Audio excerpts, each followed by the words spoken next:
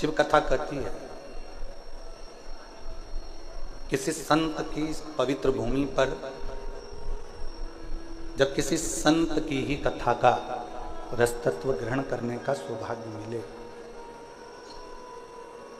संत की ही कथा का लाभ लेने का यदि आप और हमको सौभाग्य मिले, तो ये समझें कि हम कोई साधारण व्यक्ति नहीं है। कहीं भगवान शिव की कृपा से किसी संत की शरणागति में संत का ही रसतत्व ग्रहण करने का सौभाग्य शिव जी की कृपा से प्राप्त हुआ।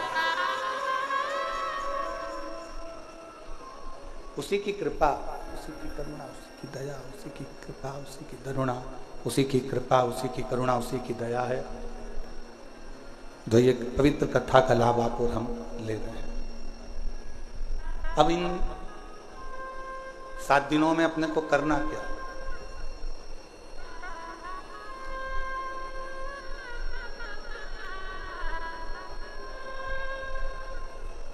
अपना घर छोड़ा, पीछे की आवाज बढ़ाओ।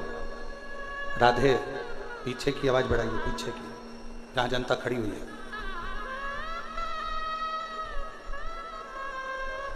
7 दिनों में अपने को करना क्या है?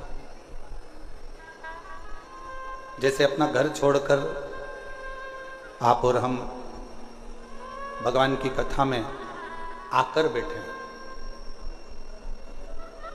उसी तरह अपने विषयों को, अपनी आसक्ति को, अपनी तृष्णा को, अपने अहंकार को थोड़ा दूर छोड़कर भगवान की शरणागति में आकर बैठना।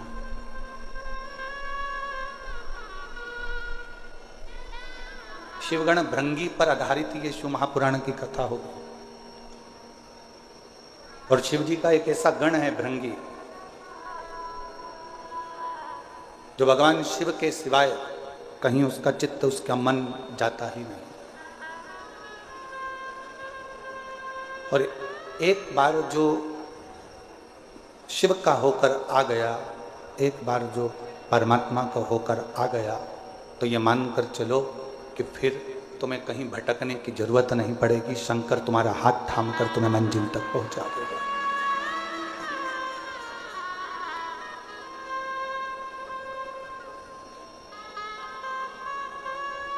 हमने कथा के पहले भी वर्णन किया है कि शिव महापुराण की कथा करवाने वाला कोई दूसरा नहीं होता, स्वयं देवाधिदेव महा, जम के बोलो जरा, देवाधिदेव महादेव।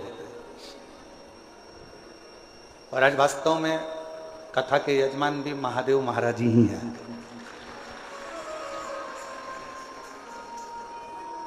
कथा के करवाने वाले भी महादेव जी हैं और कथा बाचने वाले भी महादेव जी हैं और कथा सुनने वाले भी महादेव जी हैं। इस कथा को कोई दूसरा नहीं करे। अब आप और हम इसमें कितना ग्रहण कर सकते हैं? आप और हम इसमें से कितना ले सकते हैं, कितना अपनी जिंदगी में उतार सकते हैं, कितना प्राप्त कर सकते हैं, या आप और हमारे ऊपर निर्भर करता है। महाराज, ज्ञान की पहचान बहस से होती है।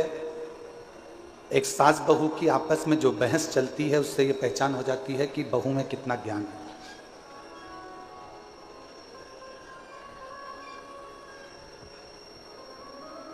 परिवार के किसी व्यक्ति की बहस चलती है तो उससे ये मालूम पड़ जाता है कि कौन के परिवार में कितना ज्ञान है।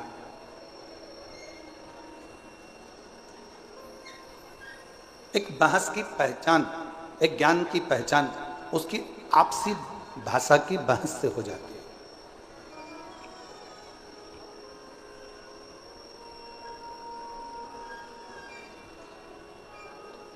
आप में कितना ज्ञान है, या आप किसी से तर्क कर रहे हो, वितर्क कर रहे हो, किसी से बातें कर रहे हो, किसी से बोल रहे हो, बहुत जल्दी पहचान में आ जाता है कि आपके अंदर कितना ज्ञान है, कितना ज्ञान भरा हुआ है, कितना ज्ञान आपके अंतर्गत समाहित है, कितना ज्ञान आपके अंतर्गत है। और यदि इंसान की पहचान करना है तो उसकी पहचान करने के लिए बहुत सारे धन, वैभव, संपदा, सत्ता दौलत की जरूरत नहीं पड़ती, उसकी वाणी, उसकी बोली, उसकी पहचान करा देती है कि उसमें कैसा इंसान है, कैसा व्यक्ति है और कैसा उसका व्यक्तित्व है।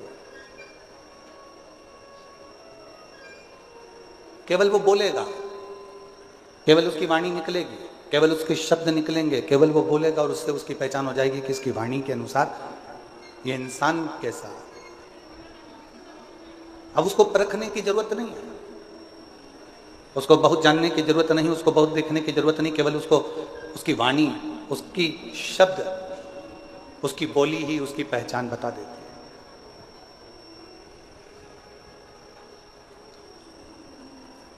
और शिव महापुराण की कथा कहती है, परिवार की पहचान किसी दूसरी चीज से नहीं होती, घर के संस्कार हमारे परिवार की पहचान बता देते हैं कि हमारा परिवार कैसा है। एक बच्चों का संस्कार,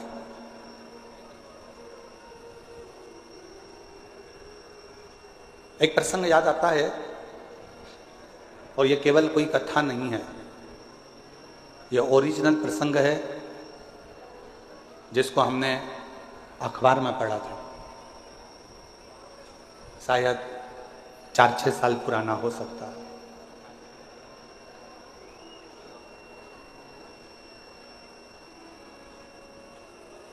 एक माता पिता ने अपने लड़के की शादी एक लड़की से पक्की कर दी।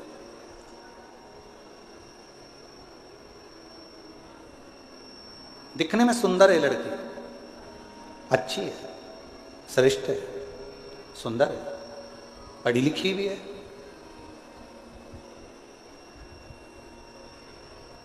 दिखने में उसकी सुंदरता भी है, पढ़ी लिखी भी है और अच्छी भी है। विवाह पक्का हो गया, सगाई हो गई, संबंध जुड़ गया। अब जो लड़के के पिताजी थे, उनके घर में कोई लड़की नहीं थी, तो जिस लड़की से उनका संबंध जुड़ा था उसको उन्होंने बेटी मान लिया। और बेटी माना और ये मन में विचार करा कि ऑफिस जाता ही हूं, बीच में लड़की वालों का घर पड़ता है, कभी कभी चले जाया करूंगा, मिल के आ जाया करूंगा। ये कोई कथा नहीं है, हमने अखबार में पढ़ा था, 6 साल 8 साल पहले का एक प्रसंग है जो आपको श्रवण करा। अब लड़के के पिताजी लड़की के घर जाते, कभी सुबह सुबह चले जाते तो माँ पोछा लगाती हुई दिखती, झाड़ू लगाते हुए दिखती। इतने में तुरंत लड़के के पिताजी ने लड़की की माँ से पूछा, आप पोछा लगा रही हो? उन्होंने कुर्सी दी, लड़के के पिताजी बैठे, लड़की की माँ झाड़ू निकालते निकालते झाड़ू को रखा, हाथ धोया, पानी लेकर आई, चाय बनाई, समधी जी को पिलाई, समधी जी ने चाय पी, पानी पिया। पानी चाय पीने के बाद में जब वापिस चाय पानी पीने के बाद में पुनः थोड़ी देर बाद वापिस चल दिए, शंभू शंभू शंभू। चाय पानी पीने के बाद वापिस चल दिए। फिर 2-3 दिन हुए, लड़के के पिताजी फिर आ गए। माँ उस समय पर बर्तन मांज रही थी।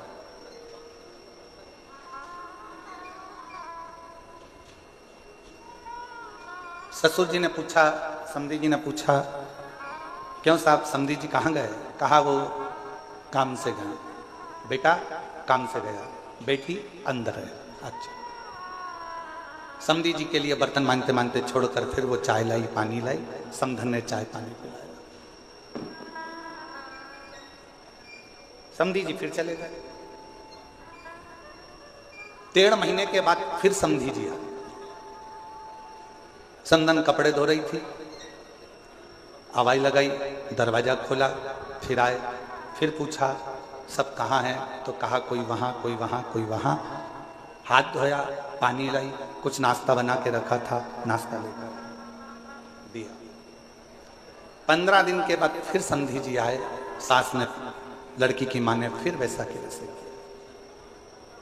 अब समधी जी ने एक पत्र लिखकर भेजा कि हमारी तरफ से ये रिश्ता कैंसिल करा जाता है। हमको ये संबंध नहीं रखना, हमको ये रिश्ता नहीं रखना। लड़की के माँ बाप ने पूछा, साहब आपका हमारा इतना अच्छा प्रेम है, संबंध है, फिर आप लड़का लड़की का ये संबंध क्यों नहीं रखना चाहते? तो लड़के के पिता ने पत्र भेजकर लिखा, हमें हमारे घर में बहू चाहिए जो अपने माँ बाप का आदर करती हो, वो आदर अपने सास ससुर का करे। अगर माँ घर में बर्तन मांज रही है और बेटी घर में मोबाइल चला रही हो, माँ कपड़े धो रही हो और बेटी लैपटॉप चला रही हो, माँ झाड़ू लगा रही हो और बेटी अपने कमरे में सो रही हो, माँ पूरे घर का काम कर रही हो और बेटी आराम से बैठकर अपने कमरे से बाहर ना निकल रही हो, तो हमको टेबल पर सजाने के लिए गुलदस्ता नहीं चाहिए, हमको बहू चाहिए, हमको बहू चाहिए। खूब पढ़ाओ बेटियों को। यशु महापुराण की कथा कहती है, शंकर जी की 6 लड़कियों को शंकर जी ने अलग अलग गुरु के गृह में पढ़ने के लिए भेजा था। शायद दुनिया का पहला पिता होगा जो अपनी बेटी को शिक्षा अध्ययन करने के लिए भेजे थे, वो देवादिदेव महादेव थे, वो भगवान शंकर थे, वो भगवान शिव, वो उघड़दानी देवादिदेव महादेव भगवान शंकर थे।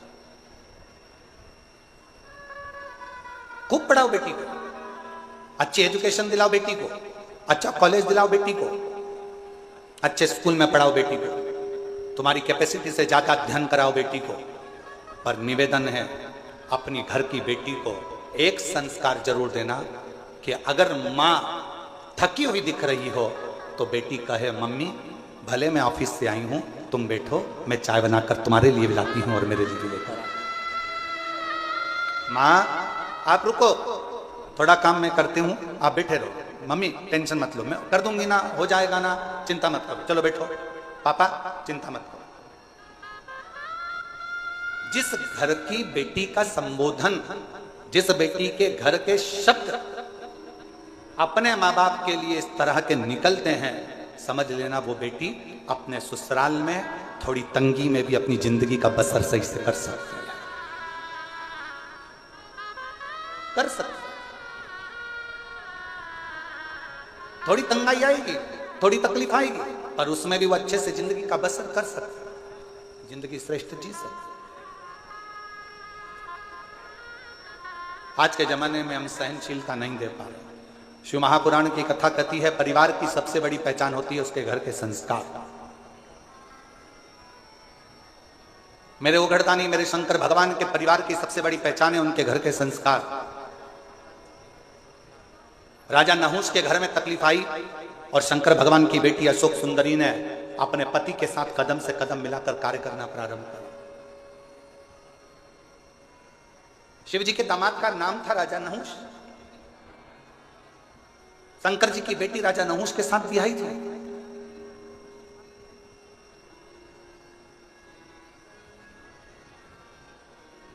ऐसा नहीं है कि जिंदगी में मुसीबत नहीं आती। हम पहले भी कथा के माध्यम से आपको कहे थे, मंगल सूत्र गले में लड़की के इसलिए बांधा जाता है, विवाह के समय पर लड़का लड़की के गले में मंगल सूत्र इसलिए बांधता है क्योंकि मंगल सूत्र में एक जैसे दाने नहीं होते। मंगल सूत्र में थोड़े दाने सोने के होते हैं तो थोड़े दाने काले होते हैं, थोड़े दाने पीले होते हैं तो थोड़े दाने लाल होते हैं, थोड़े दाने पीले होते हैं तो थोड़े दाने काले होते हैं। लड़की के गले में लड़का शादी के समय पर मंगलसूत्र इसलिए बांधता है कि जैसे मंगलसूत्र में आधे दाने पीले, आधे काले, आधे सोने के, आधे मोती के होते हैं, उसी तरह हमारी जिंदगी एक जैसी नहीं चलती। शादी के बाद कभी खुशियां भी आएंगी तो कभी गम भी आएगा, कभी दुख भी आएगा तो कभी सुख भी आएगा। एक जैसा जीवन नहीं रहेगा। पर आखिरी में मंगलसूत्र में एक बड़ा सा पेंडिल होता है और शिव महापुराण की कथा कहती है, जब संघर्ष के दिन, अच्छे और बुरे दिन निकलते निकलते थक जाते हैं, तब एक समय पर अच्छी जिंदगी का पिंडिल तुम्हारी किस्मत में आ ही जाता है। तुम्हें घबराने की जरूरत नहीं, तुम्हें घबराना।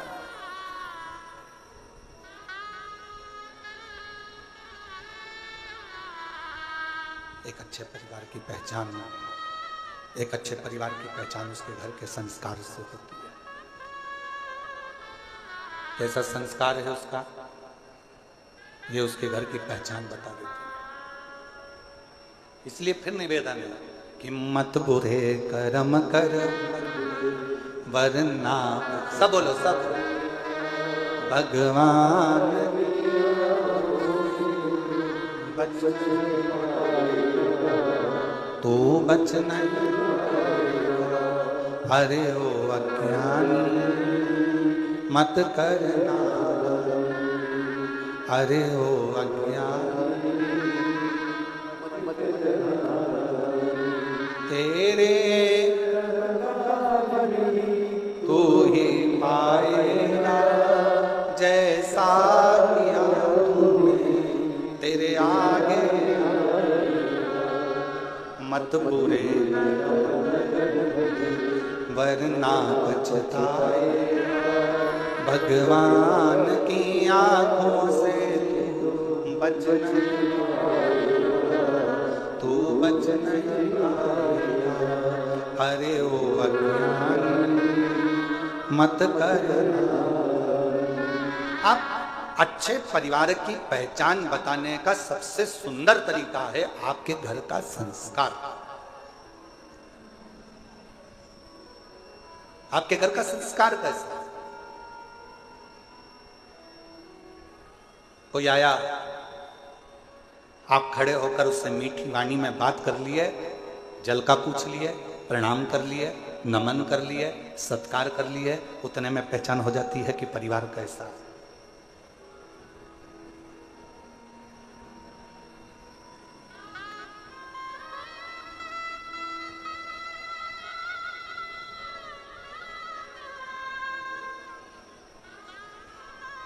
कौन बना रहा है भोजन, कौन दे रहा है सेवा?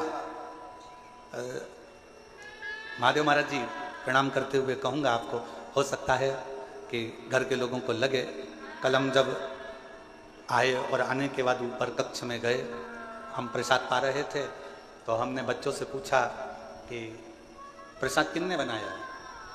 तो बच्चे बोले कि महादेव महाराज जी के ही यहाँ से, उनके ही परिवार की, उनकी ही माताजी और उनकी ही धर्मपत्नी आदि जो परिवार में बेटी और परिवार के सदस्य हैं, वही प्रसाद बना। तो हमने ललित महाराज जी को तुरंत कहा कि उनको धन्यवाद देना कि इतने आदरणीय होने के बाद भी उन्होंने अपना रसोई घर नहीं छोड़ा और प्रसाद बनाने की क्रमता जारी रखी, उसके लिए साधुता।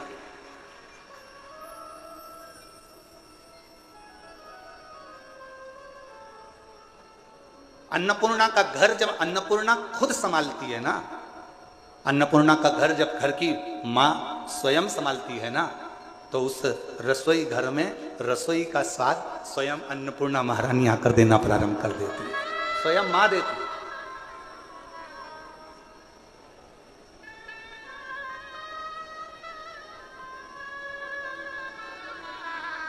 और यही प्रभु की कृपा है। हम हर जगह कथा करने जाते हैं तो कहीं ना कहीं हमको कहना पड़ता है कि कहना कि सब्जी में मिर्ची की मात्रा कम करो, कहना पड़ता है सब्जी में ये मात्रा ज़्यादा करो, कोई मात्रा कम करो। पर पहली बार प्रसाद पाने के बाद ये कहना पड़ा कि सारी प्रसादी अन्नपूर्णा महारानी ने बनाई है, सब प्रसाद अच्छा स्वीकार। कहना ही नहीं पड़ा। क्यों? क्योंकि घर की मर्यादा, संस्कार और घर के नियम ये मूल हो। और एक चावल का दाना देखा जाता है हंडी का कि चावल पका कितना है, पूरी हंडी कितनी पकी है। हमने तुरंत फिर ललित महाराज से कहा, अब ये विश्वास कहता है कि जब इतना सुंदर प्रसाद यहाँ बना है तो चाकरवाड़ी में जो कथा हो रही है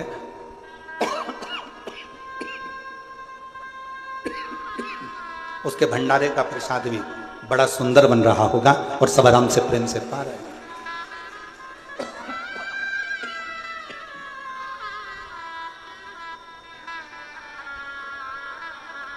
ये प्रेम बता देता है, ये आनंद बता देता है।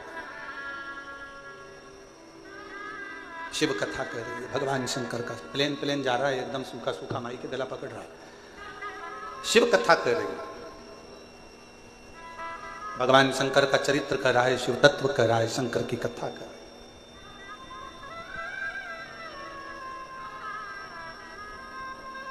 आपके घर के संस्कार बता देते हैं कि परिवार कैसा है। आपकी बोली बता देती है इंसान कैसा है। आपकी बहस एक दूसरे के प्रति तानाकसी बता देती है कि आपका ज्ञान कैसा है।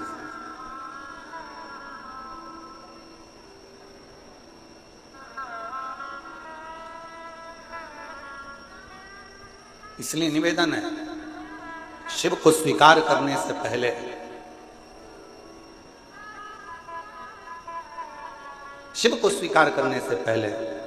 सतगुरु श्री संत ज्ञानेश्वर माउली जी की पवित्र धरा से कहूं मैं आपको कि शिव को स्वीकार करने से पहले अपने भीतर के अहंकार को, अपने भीतर की अभिमत्ता को, अपने भीतर के अहम को तुम्हें दूर फेंकना पड़ेगा।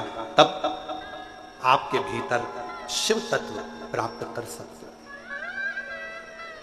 तब शिव को अपने अंदर आप बिठा सकते। कितना कठिन। देवराज नामक का ब्राह्मण कुल में जन्म ले लेता है, ब्राह्मण कुल में पैदा होता है, ब्राह्मण कुल में रहता है, ब्राह्मण के घर में जन्म लेता है, ब्राह्मण के कुल में जन्म लेता है और आखिरी में वो अपने पथ से भ्रष्ट हो जाता है।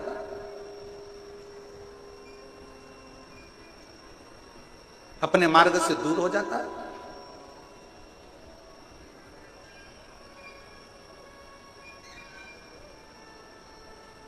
जरूरी नहीं है एक साधारण से परिवार में चर्मकार जी के घर में भी एक बालक जन्म लेते हैं। संत श्री रविदास जी महाराज चमड़े का जूता बनाते बनाते भी संतों की श्रृंखला में प्रथम गिनती में आ जाते हैं, वो संत श्री रविदास जी हो जाते हैं।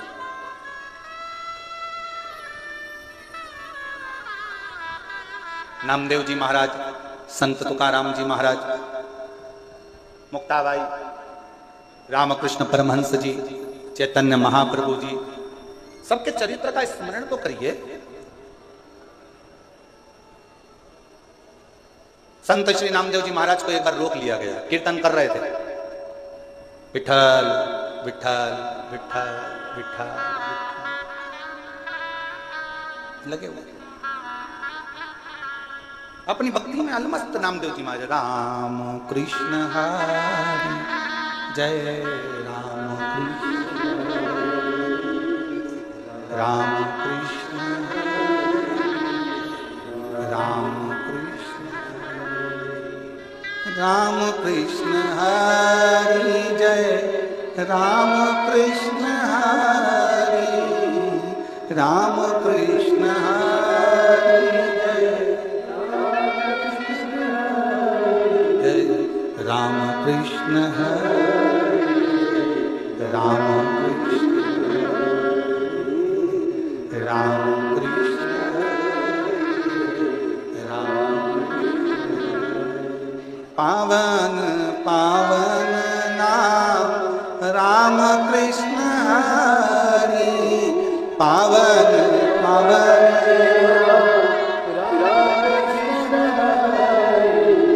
राम कृष्ण हरि राम राम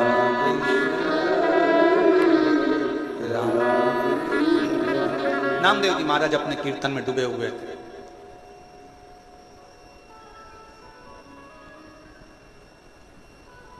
जो भगवान को मानता ही नहीं था, जो कभी भगवान पांडुरंगा को जानता ही नहीं था, जो कभी हरि विठल का स्मरण करता ही नहीं था, जिसने कभी मंत्र जाप नाम जाप कीर्तन किया ही नहीं था, उसने नामदेव जी को कीर्तन करते करते रोक दिया। एक बार रोका, नामदेव जी महाराज नहीं रुके, वो अपनी मस्ती में गुनगुनाते रहे, राम कृष्ण राम राम कृष्ण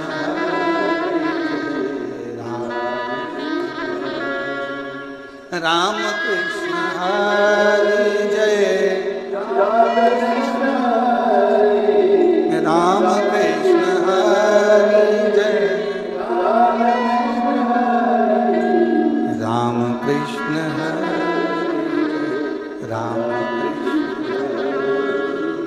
राम कृष्ण राम। फिर रोका नामदेव जी महाराज को, और जैसे नामदेव जी महाराज को रोका तो नामदेव जी महाराज अपनी कीर्तन में डूब गए।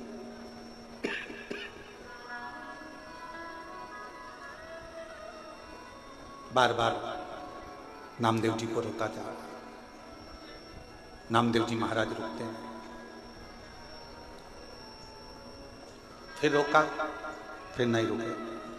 आखिरी में नामदेव जी महाराज थोड़ी देर स्तुप्त होकर खड़े हो गए, हाथ में वीणा और करताल।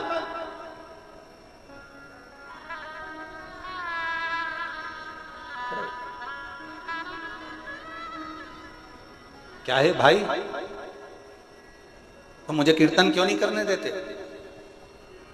मेरे कीर्तन करने से तुम्हें तकलीफ क्या है? मेरे कीर्तन करने से तुम्हें कष्ट क्या है? नामदेव जी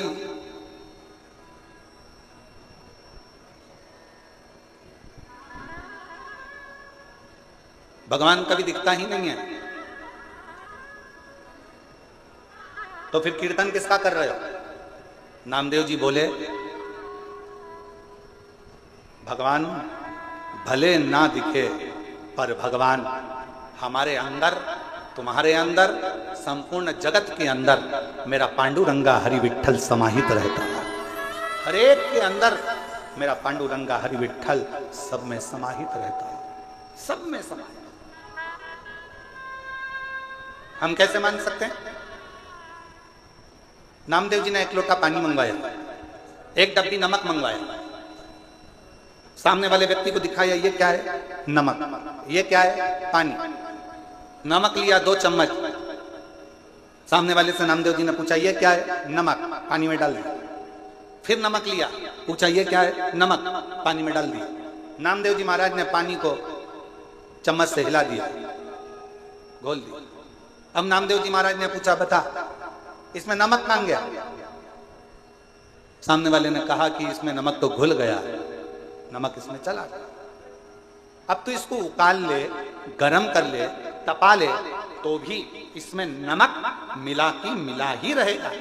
नमक दिखता नहीं है, पानी में घुल जाता है। उसी तरह मेरा हरि विठ्ठल भी दिखता नहीं है। जब मानव जन्म लेता है उसमें शिव तत्व समाहित घुला हुआ होता है। परमात्मा उसमें घुला हुआ, परमात्मा उसमें समाया हुआ।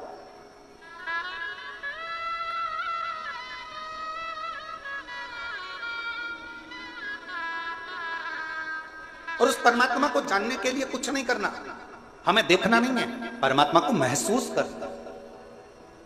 भगवान हमारे अंदर है कि नहीं, इसको महसूस करने के लिए ही हमारा कीर्तन, भगवान का मंत्र जाप, शिव महापुराण की कथा, भगवान का स्मरण, भगवत नाम, भगवान की कथा, ये सब हो। ये परमात्मा को जानने के लिए होती है, परमात्मा को पहचानने के लिए होती है।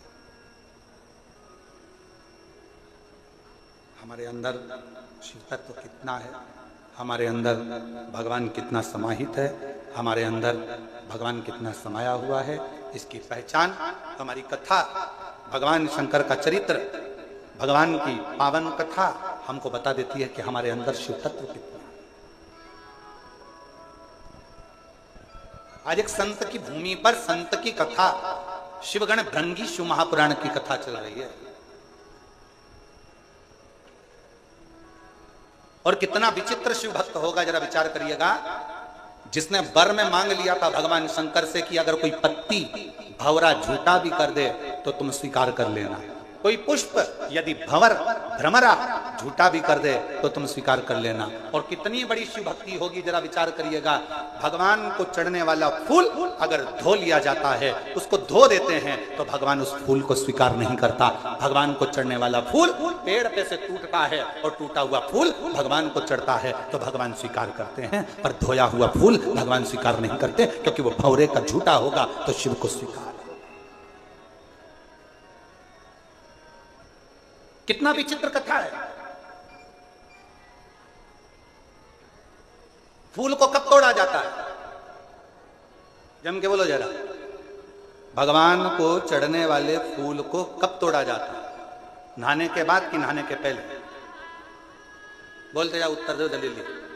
चाकरवाड़ी में बैठे हो, जरा अच्छे दमदारी से उत्तर दो। महाराष्ट्र वाले इतने धीमे बैठे रहेंगे तो हो गया कल्याण पूरे देश का। सारी बुलंद आवाज तो महाराष्ट्र से ही गूंजती है, जैसे छत्रपति संभाजी के लिए गूंजी थी।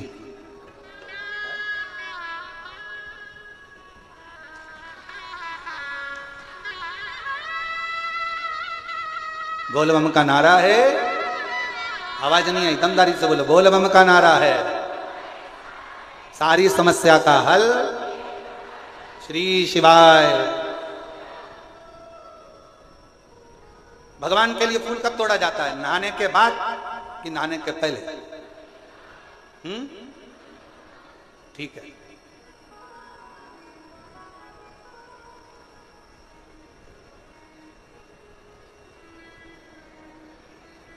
चलो अब पुष्प शिव महापुराण की कथा बाची थी, किन किन ने सुनी थी? उस कथा को एक बार हम पुनः, अगर बीच में कभी योग लगा तो आस्था चैनल वालों से कहेंगे कि उस कथा को एक बार वापिस आस्था चैनल पर दिखाओ। पुष्प शिव महापुराण की कथा वो 5 दिन की थी। उसमें पंच पुष्प का वर्णन किया था कि पुष्प, कौन सा फूल जमीन पर गिरा हुआ भी मेरे भगवान स्वीकार कर लेते हैं, कौन सा पुष्प जहरीला है जो किसी देवता पर नहीं चढ़ता वो भगवान स्वीकार कर लेते हैं, कौन सा पुष्प जिसको कीड़ा भी चख ले, भंवर भी झूठा कर दे, जिसको खंडित भी किया जाता है तो भगवान स्वीकार कर लेते हैं, कौन सा पुष्प?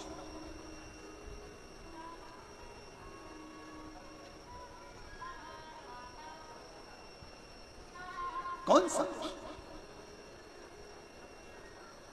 शिव कथा कर रही है। भंवर का झूठा, भंवरे का झूठा स्वयं भृंगी ऋषि ने, भृंगी बाबा ने भगवान शिव से अगर कोई वर मांगा था तो यही मांगा था कि भंवरे का झूठा भी अगर कोई पुष्प है, भ्रमर का झूठा भी है, और कोई स्नान करा नहीं करा, कोई नहाया नहीं नहाया, और हे देवादिदेव महादेव, उसने अगर तुम्हारे लिए डाली में से पुष्प को चुन भी लिया ना तो उसके पुष्प को आप स्वीकार जरूर करना। शंकर ये नहीं देखते कि तुम स्नान कर कर पुष्प तोड़े।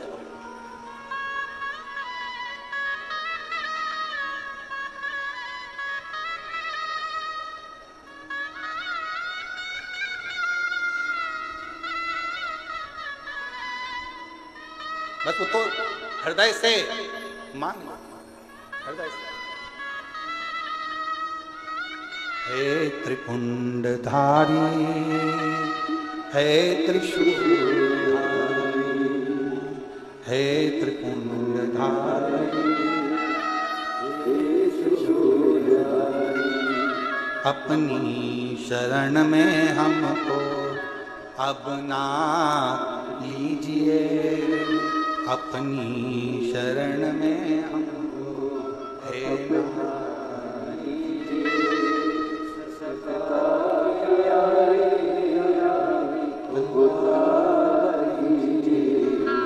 उद्धार कीजिए, हे त्रिपुंडधारी, हे चरणों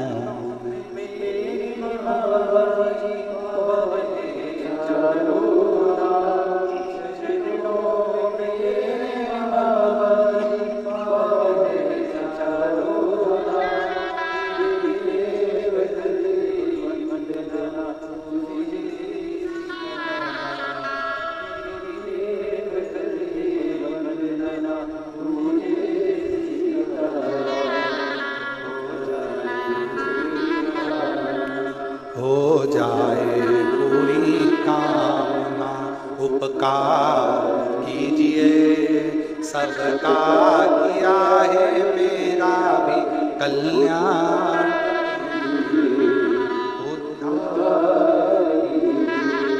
हे त्रिपुंडधारी, हे त्रिशूलधारी।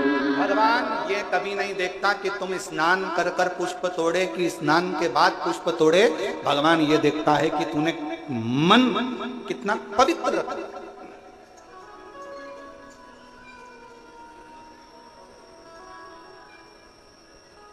अब एक उत्तर तो चाकरवाड़ी वालों साहब, ए बीड़ जिले की जीजियों और जितने मेरे जीजा बैठे हैं सब उत्तर देना, बेटियां बेटे सब उत्तर देना, मेरी माएं भी उत्तर दें। मेरे बाबा भी उत्तर दिए। मरने से पहले भगवान का नाम लेना जरूरी है कि नहाना जरूरी है? मरने के पहले, मैं मरने की बात नहीं पूछ रहा हूं, मरने के पहले भगवान का नाम लेना जरूरी है कि नहाना जरूरी है? चलो बोलो, जल्दी जल्दी बोलो। भगवान का नाम लेना जरूरी है। अब तुम्हारे पास में दो ऑप्शन सजाएं कि नहीं बहुत बदबू आ रही है, पहले मैं नहा लूं फिर मरूंगी, राम नाम बाद में लूंगी, कृष्ण नाम बाद में लूंगी, शिव नाम बाद में लूंगी, भगवान का नाम बाद में नहीं।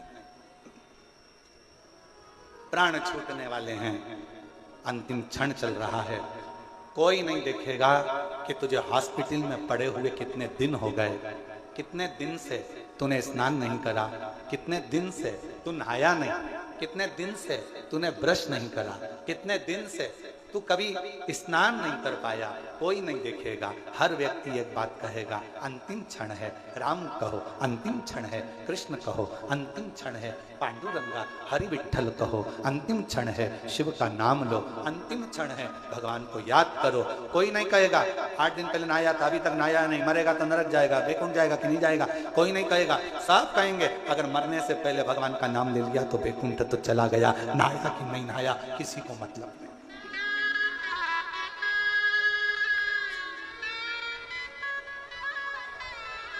कोई नहीं जानेगा,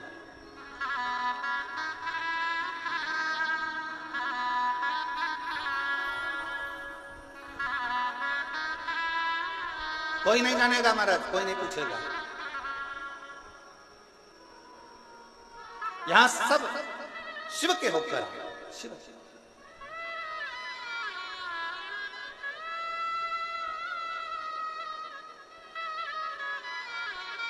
शिव की शरण में आ जा,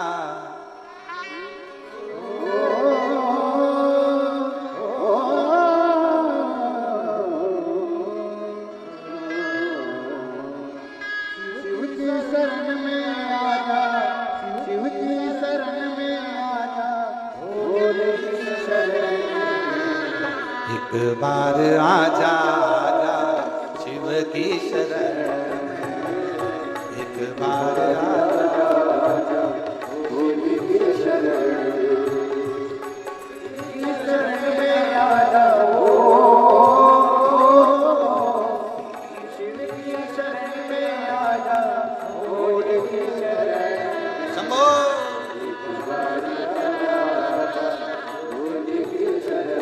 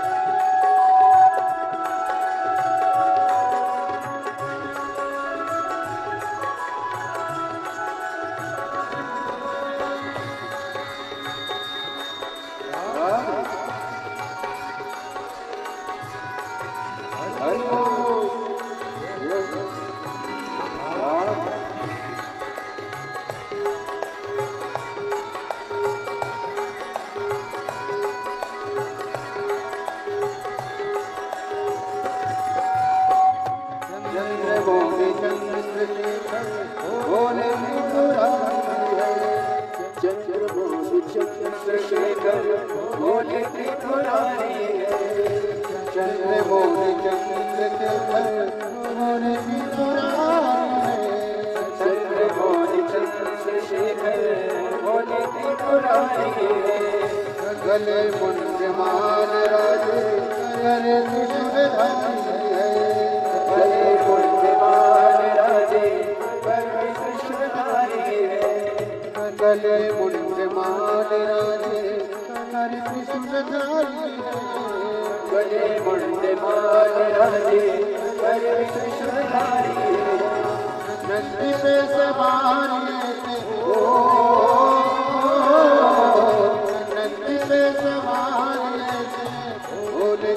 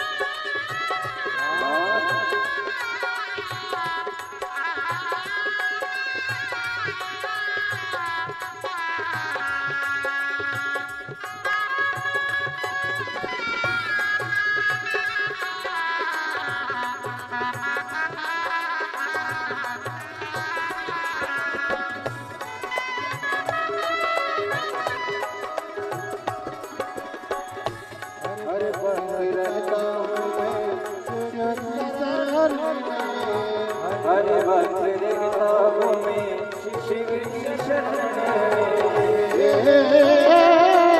भोले बाबा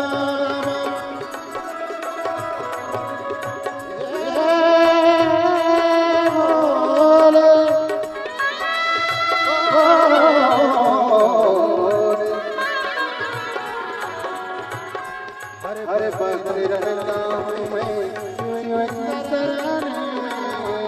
हरे भक्त किताबों में शिव की शरण दुख रे सुनाता हूँ मैं दुख रे सुनाता हूँ मैं शिव की शरण में कष्ट सुनाता हूँ मैं कष्ट सुनाता हूँ मैं शिव की शरण में दुख दूर होते दुख दूर होते शिव की शरण एक बार आजा आजा भोले की शरण में एक बार शिव की शरण में आजा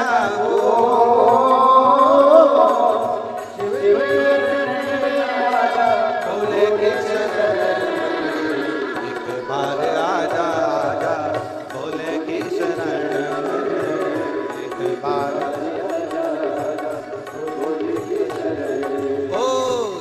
बार आजा आजा भोले की शरण एक बार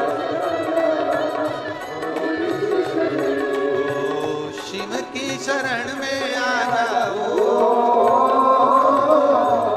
शिव की शरण में आ जाओ, भोले के शरण शंभो।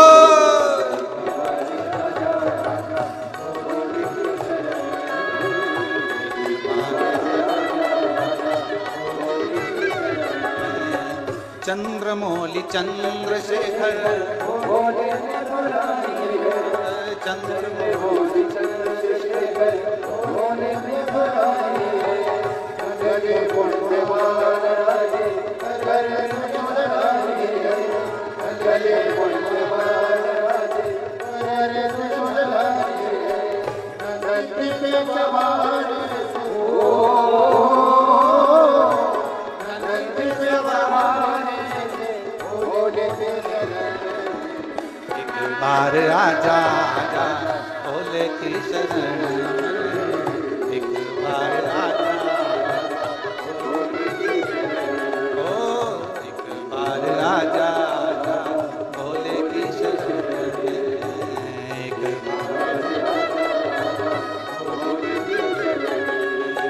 भोले की शरण में आ जाओ, भोले की शरण में आ जा, बाबा की शरण में एक बार आजा आजा भोले की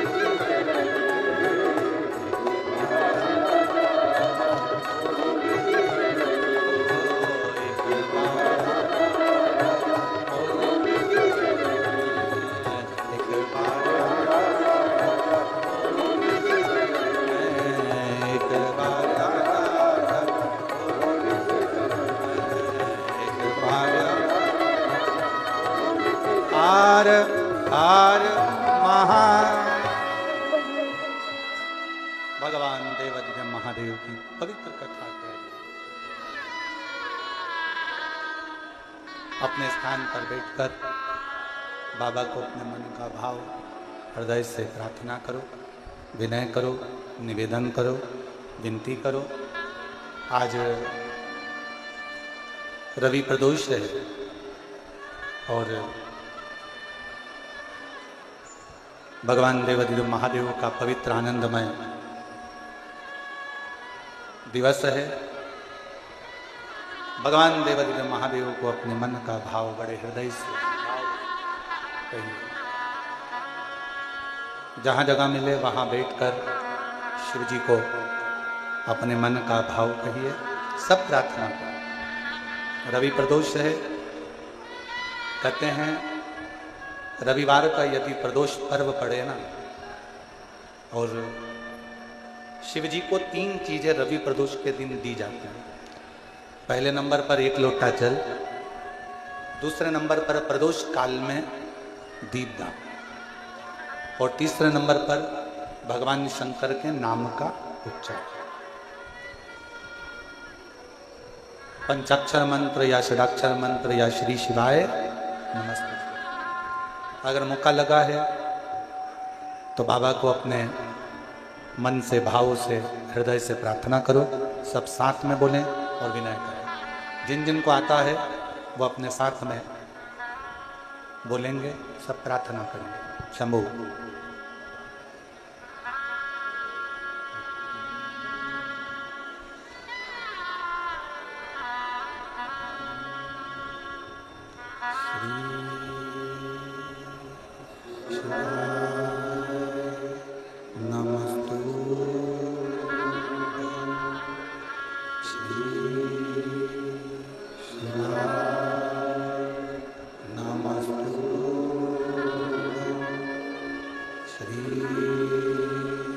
शंकर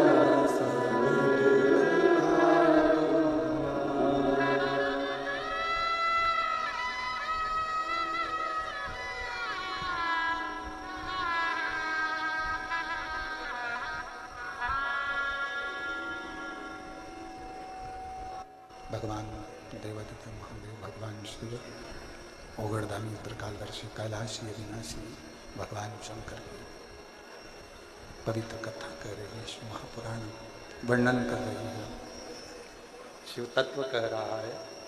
भगवान ओगड़दानी त्रिकालदर्शी कैलाशी अविनाशी शिव की कथा कर रही है।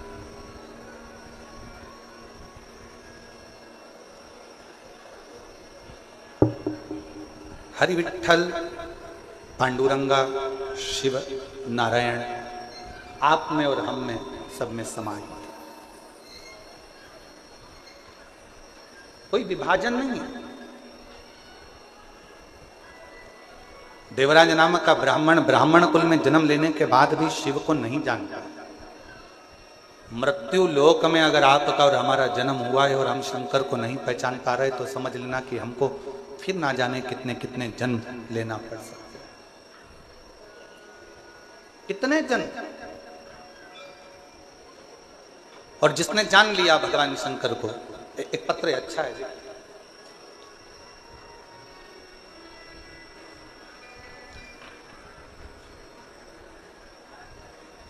मैं सो शारदा जीवन राव जगताप, बैंक कॉलोनी, माजलगांव, तहसील माजलगांव, जिला बीड़, महाराष्ट्र। कहीं बैठी हो तो हाथ हिला सकती हैं। अगर कहीं बैठी हो तो हाथ हिला सकती हैं। मैं सो शारदा जीवन राव जगताप, बैंक कॉलोनी, माजलगांव, तहसील माजलगांव, जिला बीड़, महाराष्ट्र। मेरा मोबाइल नंबर ये है। कहीं बैठी हो तो हाथ हिला सकती हैं। बैठी हैं, हाथ हिला दे एक बार। और अगर साथ में बच्चे आए हों तो उनको लेकर आ सकते हैं। मेरा एक बेटा था, 2 बेटियां हैं। मेरा 22 साल का लड़का जो 13/1/2023 को मेरा 22 साल का लड़का कार के एक्सीडेंट में मर गया। जब मेरा 22 साल का लड़का कार दुर्घटना में चला गया, मैं टूट गई। हम पति पत्नी दिन रात रोते रहते, आंखों से आंसू बहता रहता। इतना दुख था कि हम वर्णन नहीं कर सकते। गुरुदेव, एक दिन मेरी बहन की बेटी ने बताया कि परभणी महाराष्ट्र में संजय भाऊ जाधव जी कथा करा रहे हैं। शिव महापुराण की कथा है। ऐसा सुना है कि पंडाल में बैठकर जो मांगा जाता है भगवान शंकर वो देता जरूर। जादव जी ने 5 दिन की कथा करवाई है। कहीं योग बना है परभणी का, चलो तुम भी उस कथा में चलो। पति पत्नी कथा में पहुंचे। पंडाल में कहीं जगह नहीं थी, बाहर बैठ गए, कथा सुनते, विनती करते, रोते रहते। मेरी बहन की लड़की से मैंने कहा कि वो सियोर वाला महाराज क्या करेगा, शिव पुराण भी क्या करेगी, क्योंकि 22 साल का लड़का चले गया। मेरी 2 लड़कियां हैं, पर अब तो मेरा रजस्वला धर्म भी नहीं आता। अब मैं रजो भी नहीं होती। अब मेरा रजो धर्म खत्म हो गया, और रजो धर्म खत्म हुए भी कई साल हो गए। तो अब ना तो शिव पुराण कुछ कर सकती है, ना वो सियोर वाला महाराज कुछ बता सकता है। क्या करें। मेरी बहन की बेटी ने कहा, पाऊ तो मौसी आप बैठो, कथा सुनो, वहां की मिट्टी को अपन उठा लाएंगे। पंडाल की मिट्टी नहीं होती, वहां इतने लोग शिव शिवाय नमस्तुभ्यम का जाप करते हैं, वहां की मिट्टी भी पवित्र हो जाती है। वहां की मिट्टी को अपन उठा लाएंगे, कंकर शंकर पूजन करेंगे, सीहोर चलेंगे। हमने परभणी महाराष्ट्र की कथा सुनी, वहां की मिट्टी को ले गए, पार्थिव शिवलिंग का पूजन करते, सीहोर गए, कंकर शंकर पूजन करी, बाबा से विनती करी, बाबा कुछ तो कृपा करो। डॉक्टरों को दिखाया, डॉक्टर कहते हैं अब तुम कभी मां नहीं बन सकती, तुम्हारा रजो धर्म नहीं आता। पर बाबा तो बाबा है गुरुदेव। हमें क्या मालूम था कि पंडाल में कथा सुनने का फल क्या इतना होता है। खूब रोती थी पंडाल में बैठकर। मेरा 22 साल का लड़का चले गया, 22 साल का लड़का चले गया। तू कुछ भी कर, मेरा लड़का मुझे दे दे। मैंने एक बार नहीं 2 बार पशुपति व्रत करे, और हर बार एक ही बात कहती। वो सियोर वाला महाराज छाती ठोक कर कहता है कि तू देता जरूर है, तू खाली नहीं रख सकता। मैंने 2 पशुपति व्रत करे हैं, मुझे तू वर प्रदान कर। बाबा 2 बार आंकड़े की जड़ मान ली, कुछ तो कृपा कर। 2 बार सियोर आ गई, बाबा ने ऐसी कृपा करी कि मेरा गर्भ बिना रजो धर्म के ठहर गया, और बाबा की कृपा से मुझे 2 बेटों ने जन्म लिया।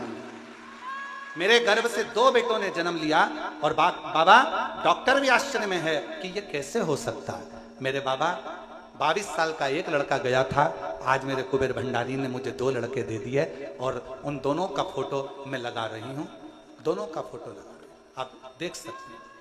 और अगर बच्चे आए हों तो बच्चों को लेकर आप लोग एलईडी पर दोनों बच्चों का फोटो आस्था चैनल पर देख सकते हैं, एलईडी पर देख सकते हैं। और तेरी कृपा का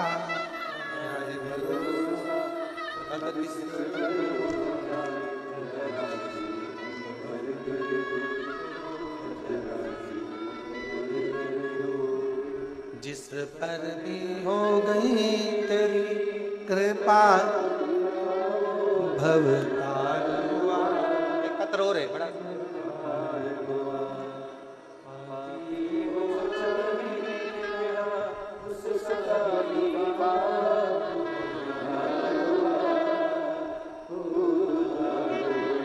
सुप्रिया संतोष के कान, पुणे की रहने वाली हूँ, बाबा को प्रणाम करती हूँ। कहीं बैठी हो तो पुणे से आई हैं, कहीं बैठी हो हाथ हिला सकती हैं। पुणे से संतोष के कान, पुणे से कहीं बैठी हो तो हाथ हिला सकती हैं। और आई हो तो बच्चे को लेकर, एक तो भीड़ ज़्यादा है ना, तो पीछे भी अगर कहीं बैठे हो तो हाथ हिला सकती हैं। सुप्रिया संतोष के कान, पुणे से रहने वाली हूँ। बाबा शादी के 15 साल हो गए थे लेकिन संतान नहीं थी। सारे डॉक्टरों से इलाज करवाया लेकिन कुछ भी ना हो पाया। मेरी माँ ने मुझे बताया कि टीवी पर कथा आती है और मेरी माँ आपकी कथा 2021 से सुनती आ रही है। मैंने आपने बताया हुआ सफेद आंकड़े की जड़ और पशुपति व्रत दोनों उपाय किए और बाबा की ऐसी कृपा हुई, मेरे घर में 15 साल के बाद 2024 में बेटे ने जन्म लिया। बाबा की कृपा से मैं बाबा को यहाँ प्रणाम करने के लिए आई। कहीं बैठी हो तो हाथ हिला सकते।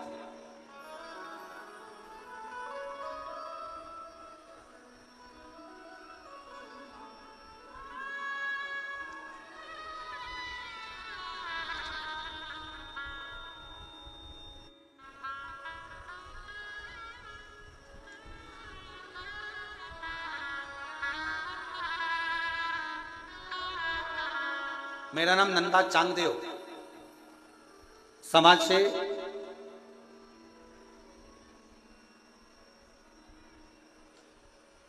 पाटोदा जिला बीड़ से हूं।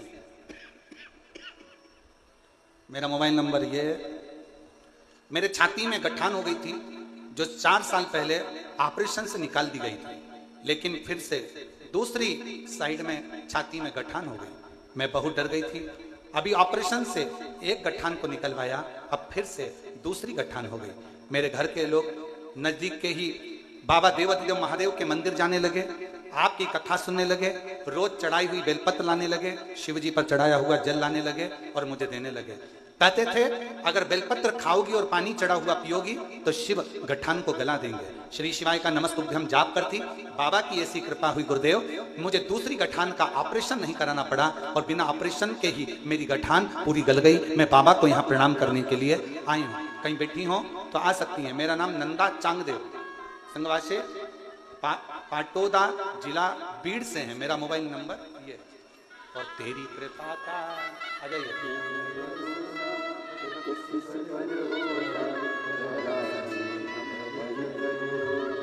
चरासी हम पर जिस पर भी हो गई तेरी कृपा करुणा वो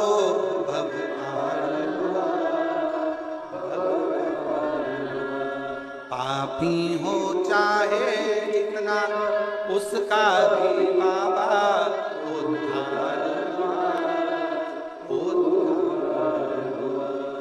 गिद्ध जामिन घंटा तेरे मन को जरासी हम पर तेरी कृपा का भरोसा कब किस पर होगा। जरासी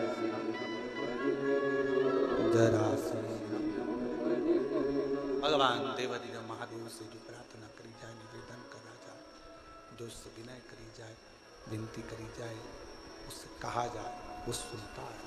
श्रवण करता है। आप दिल से उसको पुकारिए, दिल से उसको प्रार्थना करिए, दिल से निवेदन करिए, सुनेगा।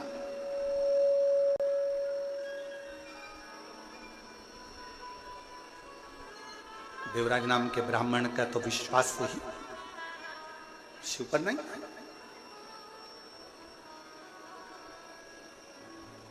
ब्राह्मण कुल में जन्म जरूर ले लिया था, ब्राह्मण कुल में पैदा जरूर हो गया था, पर ब्राह्मण तत्व से दूर था, ब्राह्मण तत्व से दूर था। चोरी का धन लेकर जा रहा था, शरीर में ताप पड़ गया, सामने टूटा सा शिवालय था, सोचा शरीर में थोड़ा सा ठंड लग रही है, दुबक कर बैठ जाऊंगा तो हो सकता है शरीर में थोड़ी सी गर्मी आ जाए।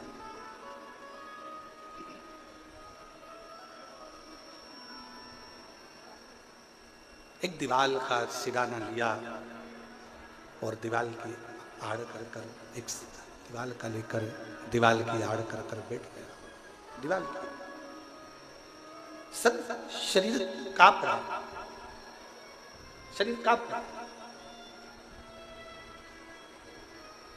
आ जाओ।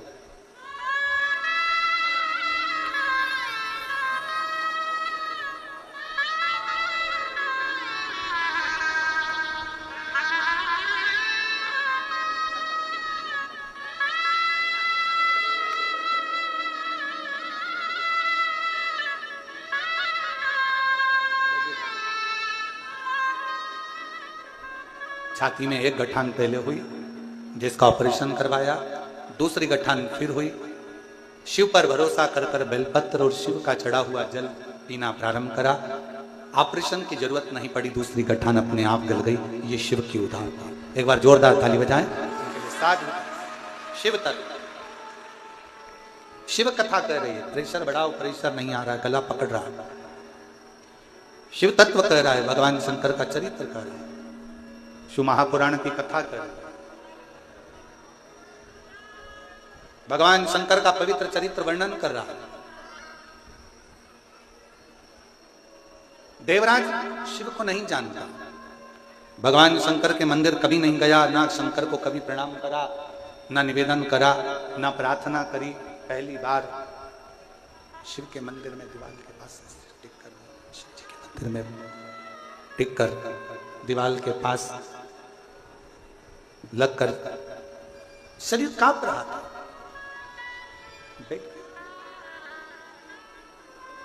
उसको क्या मालूम था कि अंदर शिव महापुराण का कोई पाठ कर रहा था और वो आवाज उसके कानों में पहुंची, वो शब्द उसके कानों में पहुंचा, वो आवाज, वो शब्द उसके कानों में पहुंचा।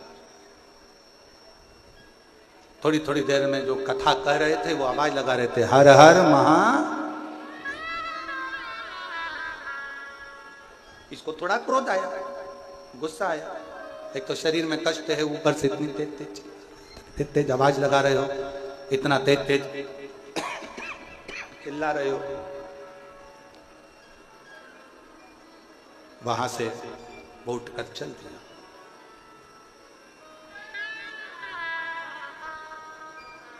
अच्छा, एक बात शिव महापुराण की कथा बहुत अच्छी करती है। आ जाओ।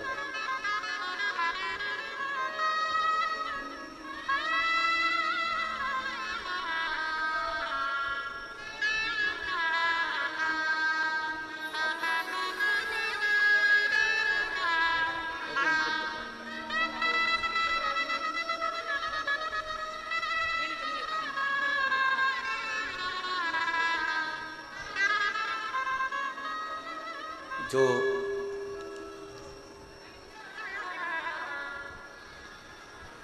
बाईस साल का जो लड़का चले गया था, उनकी मौसी हैं, और जिन्होंने परवणी में कथा सुनवाई थी, और बाबा की कृपा से 2 बेटों ने जन्म लिया था। एक बार जोरदार ताली बजाएं। शिव तत्व शंकर की कथा, उनकी करुणा, उनकी दया कृपा, शिव कथा कर रही है, भगवान शंकर का चरित्र कर, शिव महापुराण की कथा कर। देवराज को शिव भक्ति का बल नहीं था। शिव महापुराण एक बात बहुत अच्छी कहती है कि वृक्ष की पत्तियां भले सूख जाए, वृक्ष के पुष्प भले सूख जाए, पर वृक्ष की जड़ हमेशा ताजी की ताजी, गीली की गीली बनी होना चाहिए। यदि वृक्ष की जड़ गीली रहती है, ताजी रहती है, और वृक्ष की जड़ अगर नहीं सूखती है तो पत्ती हो चाहे फूल हो, वृक्ष की जड़ के कारण वो पत्ती और फूल वापिस वैसे की वैसे ही हो जाते हैं। शिव भक्ति, भगवान शंकर की कथा भी कुछ ऐसा ही वर्णन करती है। बीड़ जिले में कितने सारे लोग रहते होंगे, चाकरवाड़ी के आसपास में कितने सारे लोग रहते होंगे, कितने सारे जीव रहते होंगे, पर क्या सब शिव महापुराण की कथा तक पहुंच सकते हैं क्या? जम के बोलो जरा। नहीं। क्या सब शिव महापुराण तक आ सकते हैं क्या? नहीं। वही पहुंच पाता, वही शंकर की कथा तक, शिवालय तक, संत तक, गुरु तक वही पहुंच पाता है जिसके हृदय में शिव भक्ति की जड़ हमेशा ताजी की ताजी बनी रहती है, वो कभी सूखती, वो शिव तक पहुंच जाता, शंकर तक पहुंच जाता।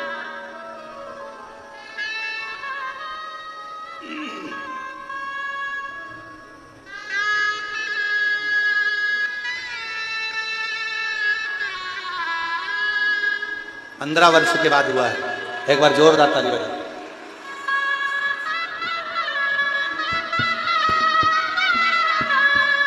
शंभो।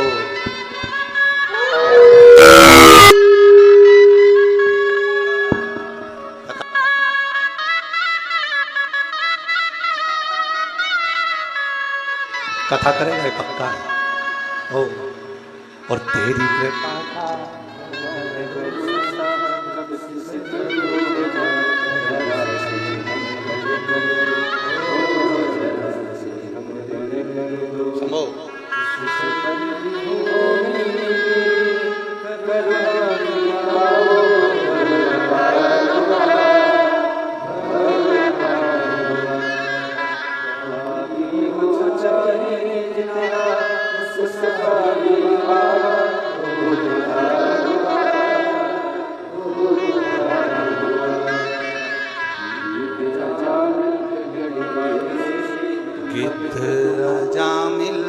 गणिता जैसे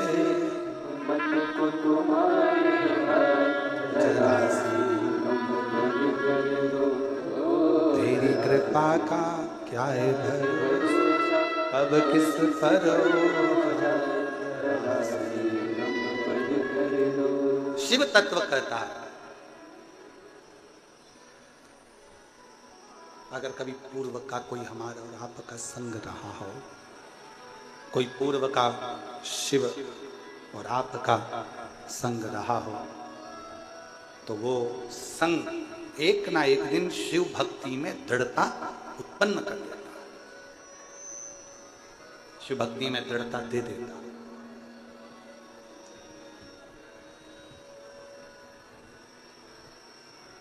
शिव भक्ति में ना किसी भी चीज की जरूरत नहीं है।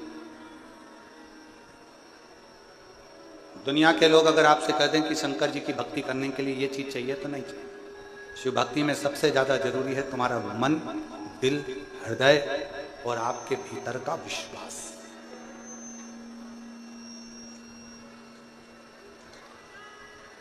आपके अंदर जितना जितना भरोसा, जितना जितना विश्वास, जितनी जितनी दृढ़ता तुम्हारे अंदर होगी, शिव तुम्हारे उतने करीब आता चले जाएगा।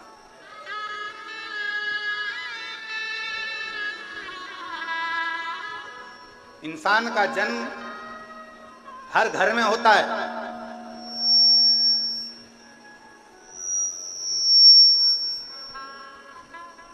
इंसान का जन्म हर घर में होता है, पर इंसानियत का जन्म हर घर में नहीं होता है। इंसान जन्म ले सकता है हर घर के अंदर, पर इंसानियत हर घर में जन्म नहीं लेती। इंसानियत वहीं जन्म लेती है जहां का पूरा भार स्वयं शिव पर आधारित। एक बात आप लोगों से पूछे, जरा उत्तर दीजिएगा। गाड़ी चलती है, 4 व्हीलर चल रही है, 2 व्हीलर चल रही है, डच के किसको सहन करना पड़ते हैं? खड्डे किसको सहना पड़ते हैं? टायर को, चक्का को, रिंग को।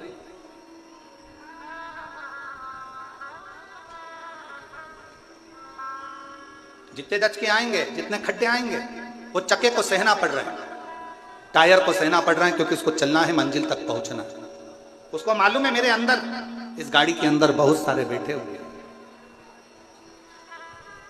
इन सबको मंजिल तक पहुंचाना है। ये भार उसके ऊपर बना हुआ है, उसको चले जाना है। डामर की रोड आएगी तो भी उसको चलना है, सीमेंट की रोड आएगी तो भी उसे चलना है, बड़े बड़े खड्डे आएंगे तो भी उसे चलना है। उसको केवल चलना ही चलना है, बढ़ते ही जाना है, उसको रुकना नहीं है, केवल चलना है। उसी तरह शंकर का जो भक्त होता है, शिव की उपासना करने वाला होता है, शंकर की आराधना करने वाला होता है, शिव की स्तुति करने वाला होता है, शिव का स्मरण करने वाला होता है, उसको मालूम है कि मंजिल तक मुझे लेकर पूरे परिवार को, कुटुंब को जाना है। बीच में मुसीबतों के खड्डे भी आएंगे, बीच में रोड आड़ी टेढ़ी भी आएगी, बीच में सीमेंट की भी आएगी तो डामर की भी आएगी, ना जाने कैसा कैसा क्रम आएगा, पर मुझे चलते जाना, बढ़ते जाना।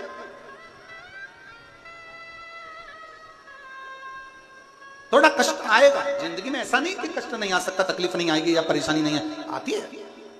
कोई तुमसे कह दे, कोई महाराज ऐसा मिल जाए और तुमसे कह दे कि तुम्हारी जिंदगी में मैं दुख नहीं आने दूंगा, तो व्यर्थ की बात है, समझ लेना पक्का झूठा महाराज। कोई तुमसे कह दे कि तेरी जिंदगी में मैं तकलीफ नहीं आने दूंगा, दुख नहीं आने दूंगा, समझ लेना पक्का झूठा है महाराज। दुख आएगा, एक साधारण मनुष्य की जिंदगी में भी दुख आता है तो एक महाराज की जिंदगी में भी दुख आता है, एक गरीब की जिंदगी में भी दुख आता है तो एक करोड़पति की जिंदगी में भी दुख आता है।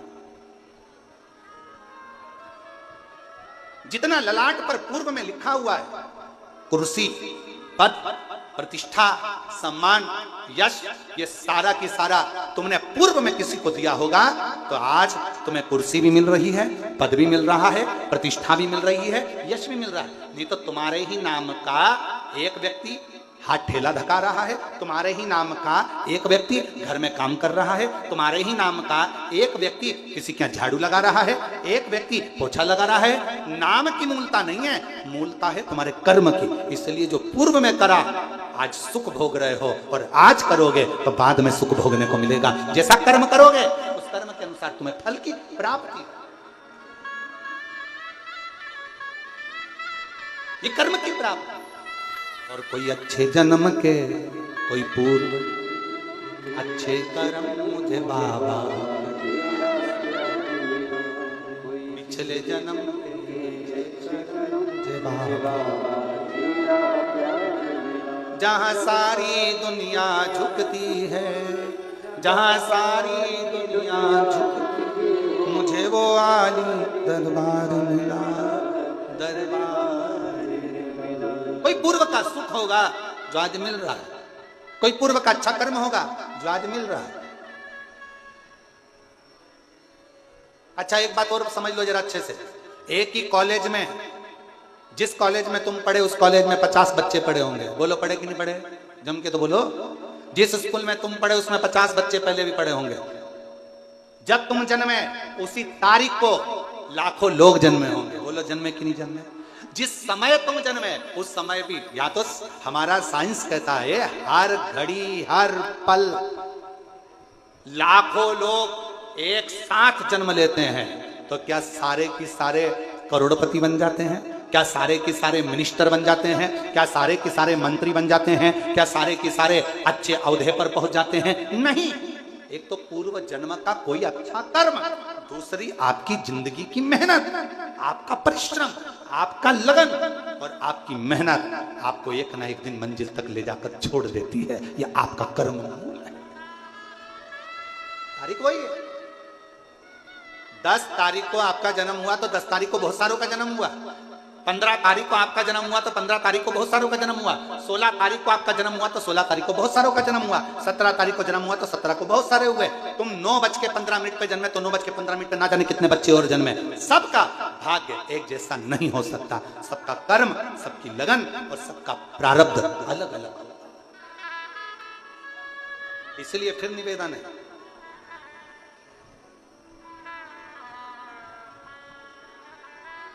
जो दिया मेरे परमात्मा ने, जो दिया मेरे शंकर ने, जो दिया मेरे ओघड़दानी ने, वो कम नहीं दिया। खुश हुआ करो, भगवान को हर पल धन्यवाद दिया करो कि तूने मुझे जो दिया वो कम नहीं दिया, कम नहीं दिया। एक पत्र अच्छा है जी।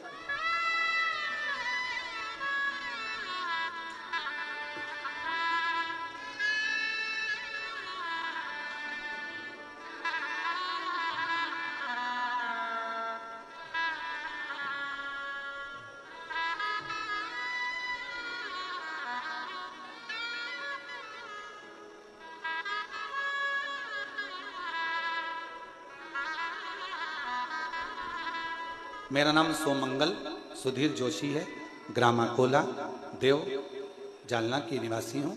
मेरा मोबाइल नंबर ये है। बाबा के आशीष का क्या वर्णन करूं गुरुदेव। एक दिन ऐसी ही यूट्यूब पर कथा देखते देखते आपकी शिव महापुराण अपने सुमधुर वाणी से श्रवण करने का लाभ हुआ। शिव भक्ति में जुड़ गई, साथ में अपने पति को भी जोड़ दिया। रुद्राक्ष महोत्सव में मिले पहुंची, क्षेत्र सीहोर पहुंचकर कथा सुनी। मेरी बेटी के लिए बस मांगा था कि उसकी सरकारी नौकरी लग जाए। मेरी बेटी कहती है, माँ मैं मेहनत कर कर कर थक गई, मेरी नौकरी नहीं लग रही। मैंने अपनी बेटी से कहा एक बार पशुपतिनाथ का व्रत कर और पंडाल में बैठकर कथा सुन। मेरी बेटी ने पंडाल में बैठकर कथा सुनी, पशुपतिनाथ का व्रत किया। और बाबा का मैं क्या गुणगान करूं गुरुदेव। मेरे बाबा ने मेरी बेटी की एक पंडाल में नहीं सुनी, 5 पंडाल में बैठकर कथा सुनी। और बाबा की कृपा से मेरी बेटी का सिलेक्शन स्वास्थ्य विभाग में हो गया और मेरी बेटी की गवर्नमेंट जॉब लग गई। मैं बाबा को प्रणाम करने के लिए आई। कहीं बैठी हो सोमंगला मंगल सुधीर जोशी आ सकते हैं। एक पत्र और बड़ा सुना, देखिए।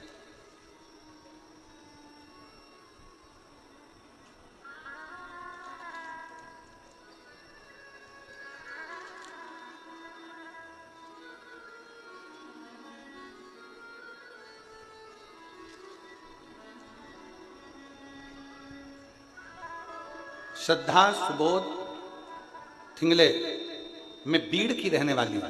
कहीं बैठी हो तो हाथ हिला सकती हूं। श्रद्धा सुबोध थिंगले, मैं बीड़ की रहने वाली हूं। कई वर्षों से मुझे संतान प्राप्ति नहीं हुई। मैंने बहुत कोशिश करी, तब डॉक्टरों को दिखाया, कोई रिजल्ट नहीं आया। तब मेरी माँ ने आपके बारे में बताया। पहले तो मैंने अपनी माँ को मना करा कि मुझे फालतू काम अच्छे नहीं लगते, ये कथा मत्था मेरा मन नहीं करता, मैं नहीं सुनी। मैंने कथा नहीं सुनी। दूसरी बार मेरी माँ ने फिर कहा, तू एक बार कथा तो सुन। तभी भी मैंने गुरुदेव आपको बहुत कुछ कहा कि मुझे इन सब चीजों में रुचि नहीं है, मैं इन सबको नहीं मानती, मैं नहीं जानती। फिर मेरे पति से मैंने कहा कि मम्मी का फोन आ रहा है आई का, और हमेशा कथा सुनने का बोलती है, क्या अपन कथा सुने। दोनों पति पत्नी ने विचार करा, कथा सुनना प्रारंभ करी। और बाबा पे भरोसा कर कर हम बाबा से प्रार्थना करते, मंदिर जाना चालू कर दिए, 1 लोटा जल चढ़ाने लगे और बाबा से प्रार्थना करने लगे। आपकी कथा जैसे ही टीवी पर आती हम बैठ जाते। एक पंडाल में कथा सुनने का विचार करा और पंडाल में कथा सुनने के लिए चले गए। तब भी मेरा गर्व नहीं ठहरा। तब बहुत नाराजगी हुई और मैंने विचार कर लिया कि अब ना पंडाल जाऊंगी ना कथा में जाऊंगी। तब आपकी कथा अष्टविनायक गणपति पर आधारित पुणे में चल रही थी।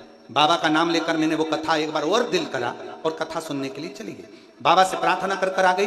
3 महीना भी नहीं हुआ और मेरा गर्भ ठहर गया। गर्भ तो ठहर गया गुरुदेव, पर 5वें महीने में बच्चे की धड़कन चली गई।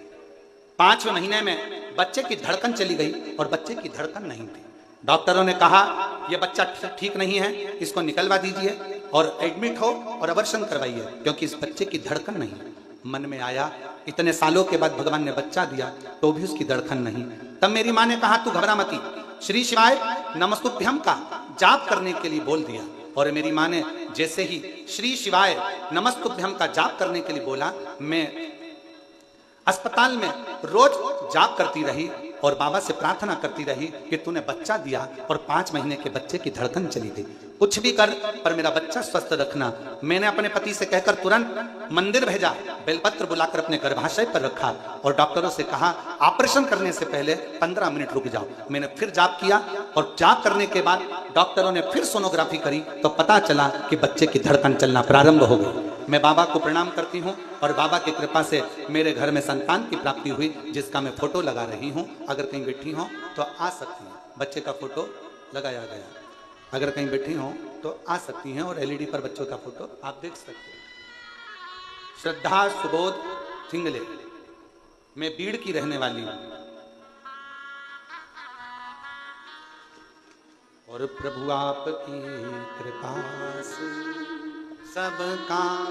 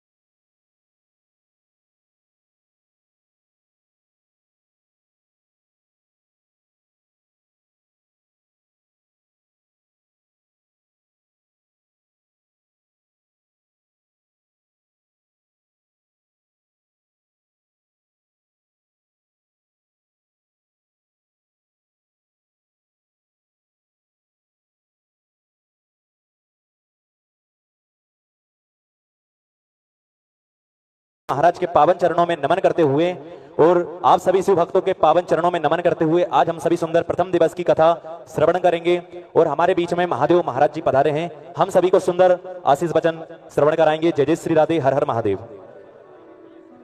वक्रतुंड महाकाय सूर्यकोटि समप्रभ निर्विघ्नं कुर्मे देव सर्वकार्येषु सर्वदा। मनोजवं मारुततुल्यवेगं जितेन्द्रियं बुद्धिमता वरिष्ठं वातात्मजो वानरतमुख्यं श्रीरामदूतं शरणं प्रपद्ये। सर्वमंगलमांगल्ये शिवे सर्वार्थसाधिके शरणत्र्यंबके गौरी नारायणी नमस्तुते। हरि ओम दोः शान्तिरन्तरिक्षगुं शान्ति पृथिवी शान्तिरापः शान्तिरोगदया शान्ति वनस्पतयः शान्तिर्विश्वे देवाः शान्तिर्ब्रह्म शान्ति सर्वं शान्ति शान्तिरेव शान्तिः सामा शान्तिरेधि। हरि ओम तस्य श्री ब्रह्मार्पणमस्तु। हरि ओम शान्तो वरदो भव सुस्थिरो सुप्रतिष्ठो भव। हरे नमः हरे नमः हरे नमः। आज या पवित्र आणि शुभ मंगल प्रसंगी अत्यंत पुनीत आणि पावन असा हा परिसर आहे। ज्या परिसराची ओळख संपूर्ण जगाला करून देणारा हा पवित्र ते कुळ पावन तो देश जेथे हरीचे दास जन्म घेती, अशी आगळी वेगळी ओळख या परिसराची जगाला करून देणारे अलौकिक वारकरी संप्रदाय, संत महंत साधू सद्गुरू या सर्वांच्या जन्मनाने वास्तव्याने पदस्पर्शाने पावन झालेला हा परिसर आहे. आणि या सर्व संतांच्या पदस्पर्शाने पावन झालेल्या पुण्यभूमीमध्ये श्री क्षेत्र चाकरवाडी हे अलौकिक क्षेत्र आहे. ओम श्री गुरु चैतन्य बाळनाथ महाराज 20व्या शतकातील महान संत सद्गुरू संत ज्ञानेश्वर माऊली महाराज यांच्या वास्तव्याने पुनीत झालेले पावन क्षेत्राचं स्थान आहे. आणि आज आपल्या सर्वांच्या सद्भाग्यानं आणि आपल्या सौभाग्यानं आपल्याला या धर्ममंडपामध्ये या ठिकाणी बसण्याचं सौभाग्य प्राप्त झालं. त्याचं कारण थोर संत माऊली महाराजांचं हे 25वं पुण्यस्मरण रौप्य महोत्सवी वर्ष. आणि या रौप्य महोत्सवाचं औचित्य साधून अखंड हरिनाम सोहळ्याच्या बरोबर सर्व सद्भक्तांनी ख्यात कीर्त असणारे भागवत भूषण हरिभक्त परायण परमपूजा आदरणीय पंडितजी प्रदीपजी मिश्रा यांच्या शिव महापुराण कथेचं केलेलं आयोजन. आणि म्हणून मी अशी सर्व सद्भक्तांना विनंती करतो की आपल्याला हा भक्तीचा आनंद प्राप्त करून घेण्याचं, आशीर्वाद प्राप्त करून घेण्याचं सौभाग्य प्राप्त झालं. त्याचं कारण आपल्या सर्व पूर्वजांचे आईवडिलांचे आशीर्वाद. म्हणून कुळी कन्या पुत्र होती जे सात्विक तयाचा हरिक वाटे देव आपुल्या हित जुवाशी जागता धन्य माता पिता तयाचे या न्यायाने आपल्याला सर्वांना आपल्या पूर्व पुण्यामुळे आज प्रत्यक्ष आपण टीव्हीच्या माध्यमाच्या द्वारे महाराजांचं दर्शन, आशीर्वाद, वचनामृताचा शिवपुराण कथेचा लाभ घेत होतो. परंतु आपलं सौभाग्य असं थोर संत माऊली महाराजांच्या, बाळनाथ महाराजांच्या कृपाशीर्वादानं, हनुमानजीच्या कृपाशीर्वादानं हे सौभाग्य आपल्याला आज प्राप्त झालेलं आहे. म्हणून आज आपल्याला सर्वांनाच महाराजांचा शिवपुराण महाकथेच्या माध्यमातून वचनामृताचा आशीर्वाद आपल्याला प्राप्त होणार आहे. आणि म्हणून मी आज सर्व सद्भक्तांना अशी विनंती करतो की परमपूज्य वंदनीय हरिभक्त परायण भागवत भूषण पंडित प्रदीपजी मिश्रा यांच्या शिव महापुराण कथेचा श्रवणाचा आशीर्वाद, कीर्तन प्रवचनाच्या श्रवणाचा आशीर्वाद, या श्रवण कीर्तनाचा आणि महाप्रसादाचा आपण सर्वांनी लाभ घ्यावा अशी मी सर्वांना विनंती करतो. आणि त्याचबरोबर आपण सर्वांनी वेळोवेळी शिस्तीचं पालन केलं पाहिजे, पाण्याचा वापर जपून केला पाहिजे किंवा गोंधळ गर्दी असं न करता व्यवस्थितपणे आपण प्रसाद घेतला पाहिजे, प्रसाद शिस्तीनं घेतला पाहिजे. या सगळ्या सूचना आपण सगळे शिस्तीचे पालक आहातच अशी मी सर्वांना विनंती करतो. आणि वेळोवेळी आपल्याला महाराजांचा वचनामृताचा शिव महापुराण कथेचा आशीर्वाद आपल्या सर्वांच्या जीवनामध्ये प्राप्त व्हावा की ज्या आशीर्वादातून या परिसरातील कुमारापासून वृद्धापर्यंत सर्वांना दीर्घ आयुष्यातही ऐश्वर्युक्त प्राप्त होऊन जीव दशेचा बाध होऊन भक्तिप्रेमाची सुखाची अनुभूती आपल्या प्रत्येकाच्या जीवनामध्ये, आनंदाची अनुभूती आपल्या प्रत्येकाच्या जीवनामध्ये प्राप्त व्हावी अशी